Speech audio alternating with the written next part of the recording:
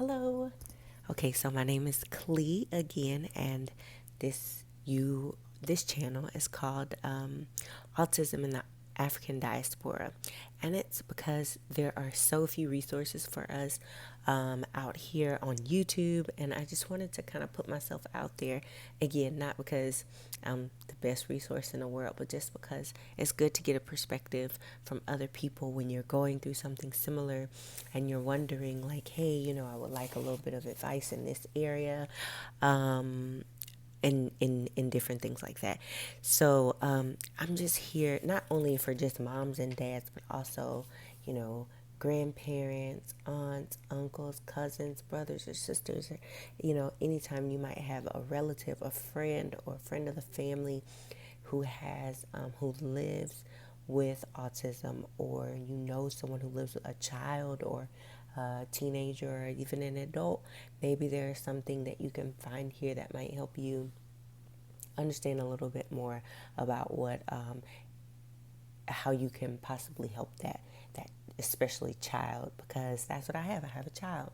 And so I looked on YouTube for resources. I wasn't really able to find any, so that's why I'm here. And so today I wanted to give a talk about the reading process. So there are a couple of different videos that I've made so far, not too many, but just going through the process of my child learning to speak, because that was her biggest hardship, was speaking, and so therefore that also blended into social interaction.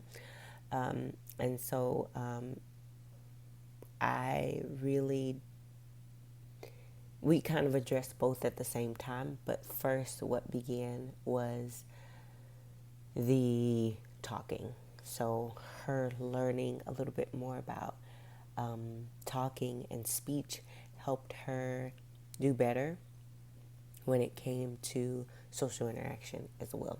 So those things will be helpful. So the first thing I talked about when we did the exercises of the sounds of letters, I mainly did that exercise in the beginning so that she could begin to hear the different sounds, because it seemed like for language, for her, when you spoke, it was just very fast, and she was more of a visual learner, because she learns better when she's able to investigate something, when she's able to just look at it and experience it and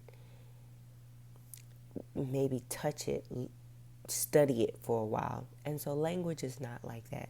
It just kind of goes in and out, at least audibly. It just kind of goes in and it's gone before you know it. And it was just too fast.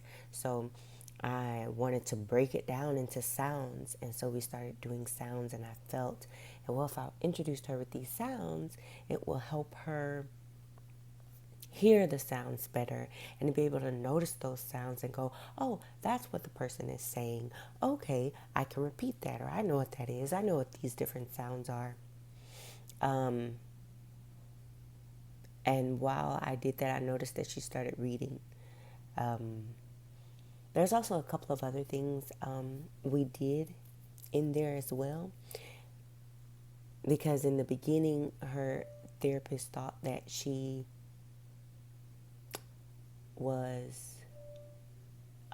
she had childhood apraxia. That's what they thought she had, but that's not what it was. It was more autism. So we worked on mouth muscles, even though it seemed like her mouth muscles were good and well. She just wasn't using them for speech, which now we understand why. And so I can also make a video of the different tools that I utilized to help with that. But when it came to one thing that was really helpful was when they talked about vowels. And vowels are the big part of language. Like, they take up most of language. So we did a vowel song so she could learn vowels and recognize vowels, and then she can begin to put words together. And so, they gave me little turtle dolls to hold up, but that wasn't as useful. She didn't enjoy that as much, and I knew she would enjoy songs a lot better. So I found a song. YouTube is very helpful, so YouTube was helpful in that way. I find lots of songs. So I found a song about vowels, and so one being it was Old MacDonald had some vowels, A-E-I-O-U. And on his farm he had A-E-I-O-U. And we did A here, the A there. And so she would do the vowels. And so I would say, Old MacDonald had a farm. And she would go A-E-I-O-U. And on his farm he had and she would say A-E-I-O-U. And then she would go with A here, A, A. So she got to do the sounds. And so she did all her vowels. And in doing all of her vowels, that helped her really get the base of a lot of language. She wasn't talking very much, but when she did talk, it was mainly with just vowels. So she may say, is A-E, is A-E, and that would be Miss Katie, you know, is A-E, you know, and you're like, A-E, okay, I get it, but I could put those things together because I already knew the subject matter of what we might have been talking about or who she's looking at, paying attention to all her physical signs and everything that's going on and paying attention to our surroundings. I could make out her words even though they were just vowels. So that was helpful. But beyond that, while I was doing the letters, I noticed that she started reading. And as she did more letter sounds and learned more letter sounds, she was able to say more than just her vowels. So that's when she started to begin to say the beginning of words. So she would say cat for cat. She often didn't say the end. Oh, no, that's not how it went. She would say at for cat instead of the. So she always said the end and not the beginning, whereas most children tend to say the beginning and not the end. So she was the opposite in that way. She would see a cat and she would say at. And you're like, okay, well, that's cat. And so I felt like maybe it was the k in cat was so quick that it just she couldn't catch it, and so she wouldn't know to say it. So either way, I noticed that she started reading. So as she started reading, I checked to see, can she do this 3-letter word? And in doing the 3-letter word, I had little cards, which I'll also show. They were CVC phonic cards, and we would get her magnet letters because we used those a lot when doing letters, putting them in order, saying the sounds or practicing our letters. And so she would find the magnet to put on the word. And so say it was cat. She would find the C, then she'd find the A, and then she'd find the T. She'd put them there, and then she would sound it out. K-at. She was doing this right before she turned 3. So k-at. And then she would say cat. And that was the only way you could get her to say the beginning sound of most of the words. And that was because she could see it, she could study it, she could experience it. And it wasn't just focused on her just hearing it. And so this was all, again, focused around thinking outside of the box and taking her strengths to strengthen her weaknesses. All of the information that I'm given doesn't mean that's something that you have to do with your child. It just means it gives you an example of how I may have been given resources like the little dolls with the letters for A-E-I-O-U that she needed to practice, but I had to think outside of the box to get her to be able to do it and do it well, and to be able to learn it to an extent that she could generalize it to the rest of her life. And that would be the same for you, just thinking outside of the box and thinking of your child's strengths and thinking of your child's weaknesses and taking that strength and using it to strengthen the weakness that you found within your child. so that they become strong in both areas. And so that's how we started the CVC cards. We did that a lot. And we then when she got really good at those, we really started diving into the Bob's books. The reason why I really liked the Bob's books, and I wasn't because I wanted her to be this early reader. It was because, well, she was already reading books before we dived into the Bible. She was just doing it on her own time. In her own time, she would read. She would pretend to read. She'd read all sorts and types of things. She loved Dr. Seuss books, and she would read those or read the words that she could read and skip over the ones that she couldn't. But as far as the Bob's books, I mean, when I was intentionally practicing with her, she was doing things outside of that. Like, she was just she loved letters and she loved reading, so that was her fun time. She loved to read in her fun time, and that was what we did, and that's what she did. But it wasn't very intentional by me. It was definitely led by her and what she wanted to do to enjoy her time, and so that's what she did. But as far as Bob's books, me being intentional, I was intentional with Bob's books because they have such small language in the beginning. Matt sat, and then the other character, it's not Sam, it's like Pat. I think it's Pat. Pat sat.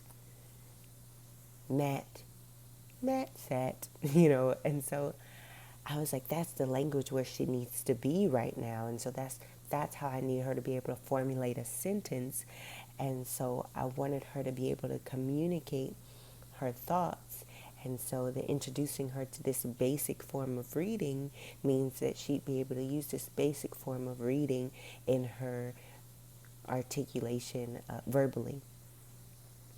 So that's why I went with Bob's books. Really enjoyed them. She would read one book. We might get through one book and we would spend like a week on it, just kind of going over it. Of course, because at the time she's still 2, so her attention span was not very long. So she may do a page or she may do 2, and then eventually she would get through the whole book. And so once she was comfortable getting through the whole book, we would get through the book. By that time, we did go to see the developmental pediatrician soon after she turned 3, maybe about a month after she turned 3. And I have to make a video explaining that he was super excited about her because she did at the time have a lot of tools in her belt for a child who lived with autism, although he had to break that news to me. But he was excited because she had so many tools, and he was also very surprised that she was reading. He said he had not experienced a child in his office that read at such a young age, and that he knew she was reading because it was a book she had never seen before. Yeah. So most people were very surprised. They would write words down to see if she was memorizing the books or if she actually was reading the books, which I knew she was reading them because, if you're around them all the time, you're like, yeah, nah, that's not memorized. But I do know that children do memorize books, so I could understand why they would test her like that, although I would be trying to tell them, but that's what we did. I really loved the Bob's books. They were awesome. Do I still use them? I'll use them for my little boys once they start reading, but she doesn't use the Bob's books anymore. We moved on to just her. She reads on maybe like a third grade level. She's 5 now. So we just kind of read whatever books, maybe books from the library, whatever we're trying to learn about, books about bees, books about the garden, books about all different types of things we'll read. And then I'll ask questions about what she may have read. We'll go over what happened, more comprehension type things, which she's gotten really good with comprehension as well, because at that time she was reading, but I wouldn't necessarily say that everything she read did she keep firmly into her brain to be able to answer questions afterwards. And plus, at that time, she wasn't really talking, having a conversation. She would say things though. So, oh no, then yeah, this is the beginning. She wasn't saying she wasn't saying much. This is at the beginning. So the Bob's books did help. Along with the Bob's books, we did other activities because she was so high in energy that she loved to sit down and do intellectual type things, and she liked doing seat work or fun activities, and she loved learning. And so I just went ahead and started teaching different things, and going over reading the colors, matching, and just all sorts and different types of ways to learn, utilizing manipulatives, like tools and stuff like that. So we were overseas. We were overseas for that time. We a military family, so we were overseas in Japan. And so after we got her diagnosis of autism, we were back shortly after that.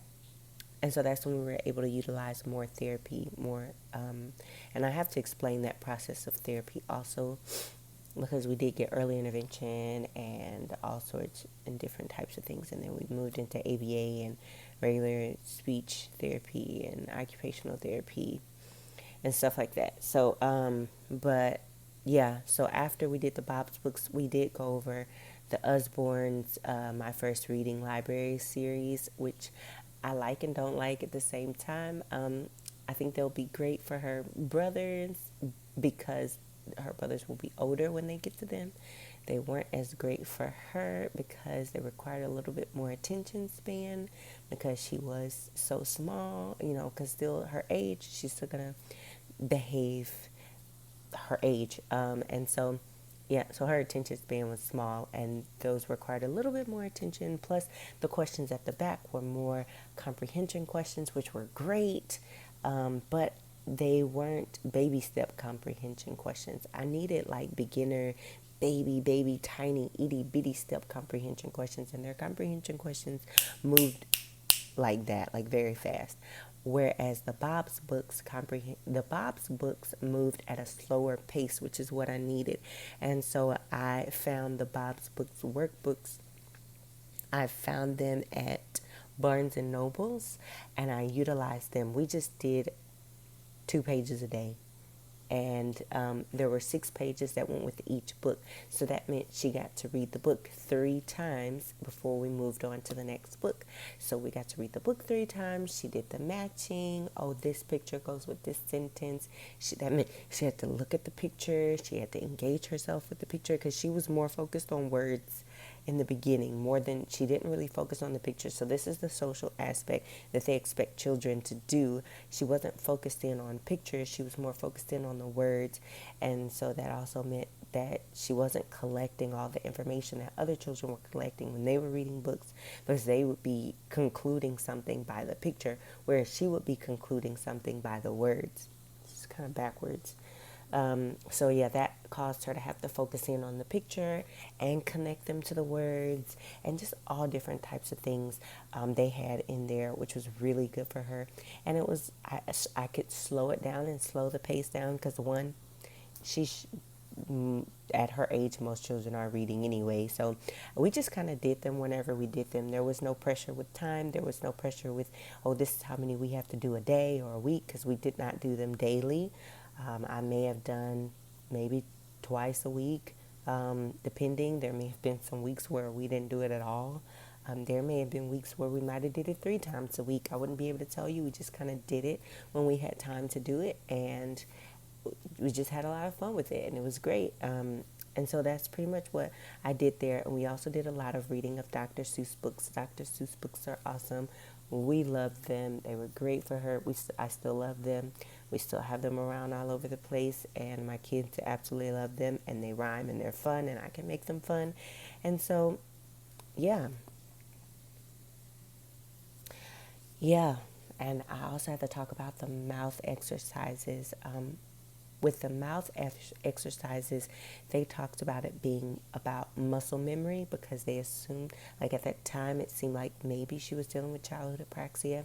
And so it was a lot of blowing. She was not good at, this sort of, type of thing, which is not necessarily abnormal, I guess, at that age. But some children actually do well at it. She did not. And so we had a lot of blowing exercises where she would blow into little instruments. We had like little winded instruments for her to blow into. And then I made a game with toilet paper rolls, the little tubes that come inside the toilet paper. I take those and cut them, and we would blow those little balls that you get, that you craft with, that you can like, they're fuzzy. I'll have to show those too. We put that down, and then she would blow it across, and she'd have to blow it all the way across the little tubes. And then when she made it, like, woo, you made it, sometimes she would be stuck blowing and blowing and blowing and blowing to get it over there. But eventually she got to the point to where she could just blow one good time and it would go across, which was great. And that was her using her mouth muscles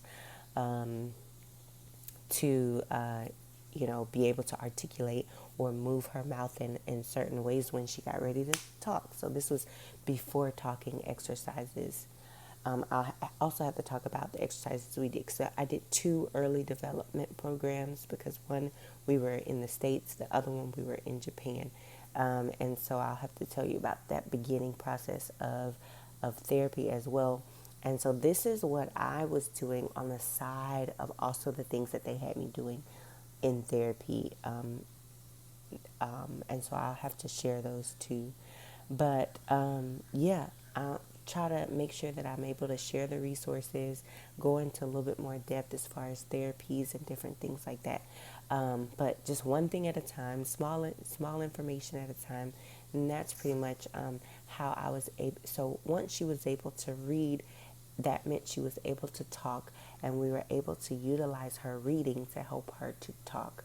So I could show her the color red, and I could also hold up the writing of the color red, and she will say red instead of signing red, because she knew that it was red and she knew how to sign red, but she would not say it. But the fact that she could look at it and study it and say red, red, red, then she could say, oh, red, that's red.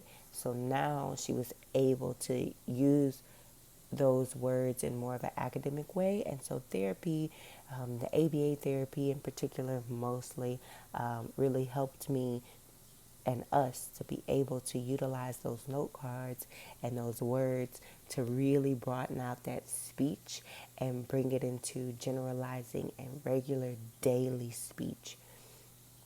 And so that's it for this video. I'll try to come back with a lot more information next time.